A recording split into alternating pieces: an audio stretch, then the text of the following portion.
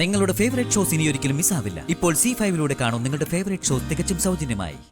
ഞാൻ അവന് വേണ്ടിയല്ലേ എല്ലാം ഇട്ടെറിഞ്ഞ് ഇവിടെ വന്ന് നിൽക്കുന്നത്. അവനെ കണ്ടെത്തുന്നത് വരെ വിഷ്ണുവിന്റെ പെണ്ണായിട്ടൊരു അഭിനയം. എന്നെയാ അവൻ ഭംഗിയായിട്ട് ചതച്ചത്. മറ്റൊരു പെൺകുട്ടിയായിട്ട് അവൻ വിവാഹം കഴിച്ചു. ഞാനിനി എന്ത് ചെയ്യും? പോയി ചാവടി. പ്രാക്ടിക്കലായി ചിന്തിക്കാൻ അറിയാത്ത നിന്നെ പോലുള്ള മന്ദബുദ്ധികളൊക്കെ ഭൂമിക്ക് ഭാരമാവാതെ ചാവുന്നതാ നല്ലത്. മധുശ്രീ, എന്റെ കാർത്തികേ, നീ ഏത് യുഗത്തിലാ ജീവിക്കുന്നത്? ഭാരത സ്ത്രീകൾ തൻ ഭാവശുദ്ധിയും പറഞ്ഞുകൊണ്ടിരിക്കാതെ ഇനിയുള്ള നിന്റെ നിലനിൽപ്പിന്റെ കാര്യം നോക്ക്. മധുശ്രീ എന്താ ഉദ്ദേശിക്കുന്നത്? നാടും വീടും നാട്ടാരെയും വെറുപ്പിച്ച് നിന്റെ നാട്ടിൽ നിന്ന് നീ കുറ്റിയും പറിച്ച് ഇങ്ങോട്ട് പോന്നു. ഇനി ആ കരയിലേക്ക് നിന്നെ ആരും കാലുകുത്താൻ സമ്മതിക്കില്ല. സ്നേഹിച്ചവൻ നിന്നെ നല്ല അന്തസ്സായി കൈയൊഴിഞ്ഞു. അപ്പൊ പിന്നെ ഇനി അവന്റെ അടുത്തേക്ക് നിനക്ക് പോകാൻ പറ്റില്ല.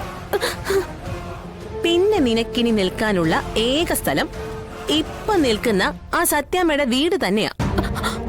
അതിനെത്ര നാള് പിടിച്ചു നിൽക്കാൻ പറ്റും? അഭിനയല്ലേ എല്ലാം. എടി കൊച്ചെ, ഈ അഭിനയവും ജീവിതവും തമ്മിൽ വലിയ വ്യത്യാസമൊന്നുമില്ല. നീ ഈ അഭിനയം നിന്റെ ജീവിതത്തിലേക്ക് അങ്ങ് കൂട്ടിച്ചേർക്കാൻ പോകുന്നു. എന്ന് വെച്ചാൽ വിഷ്ണുവിന്റെ ജീവിതത്തിലേക്ക് നീ അങ്ങ് ഇടിച്ചു കയറാൻ പോകുന്നു. അവന്റെ ഭാര്യയായിട്ട് അങ്ങ് കൂടാൻ പോകുന്നു എന്ന്. അതൊക്കെ നടക്കൂ? വിഷ്ണുവേട്ടന് എന്നെ ഇപ്പൊ സംശയം. ശത്രുവിനെ പോലെയാ. ഹർഷൻ എപ്പോ വരുമെന്ന് കാണുമ്പോഴൊക്കെ ചോദിക്കും. എന്നാ നീ ഇന്നു മുതൽ നിന്റെ ഹർഷന്റെ പേരങ്ങ് മറന്നേക്ക്. എന്നിട്ട് ആ സ്ഥാനത്ത് വിഷ്ണു എന്ന പേരങ്ങ് പച്ചകുത്തിയേക്ക്. സ്നേഹത്തോടെ ഒരു പെണ്ണ് 10 വട്ടം ഒരു പുരുഷന്റെ പേര് വിളിച്ച ഒരു വട്ടമെങ്കിലും അവനെ തിരിഞ്ഞു നോക്കാതിരിക്കാനാവില്ല. അതങ്ങ് രംഭയുടെ കാലം മുതൽ നമ്മള് പെണ്ണുങ്ങളെന്ന വർഗത്തിന് കിട്ടിയിട്ടുള്ള ട്രേഡ് മാർക്കാ. നീയൊന്ന് അറിഞ്ഞു വിളിക്കേ. അവൻ വിളികേക്കോന്ന് അറിയാലോ. അല്ല, ഇതൊക്കെ നടക്കൂ? നടത്തണം.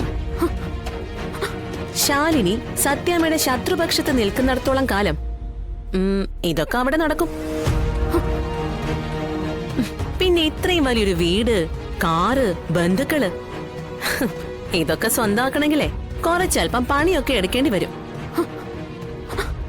എല്ലാം കൈവെള്ളയിൽ കിട്ടിക്കഴിയുമ്പോ ഈ ഉള്ളവളെ മറക്കാതിരുന്നാ മതി.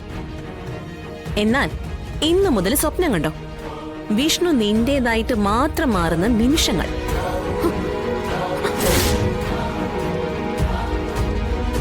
ഹലോ ഹലോ, അത്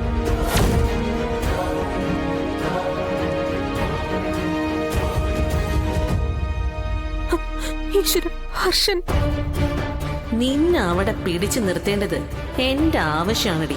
ഒരു ഹർഷന്റെ ഒപ്പവും നീ അവിടുന്ന് പോകില്ല. പോകാൻ ഞാൻ സമ്മതിക്കില്ല.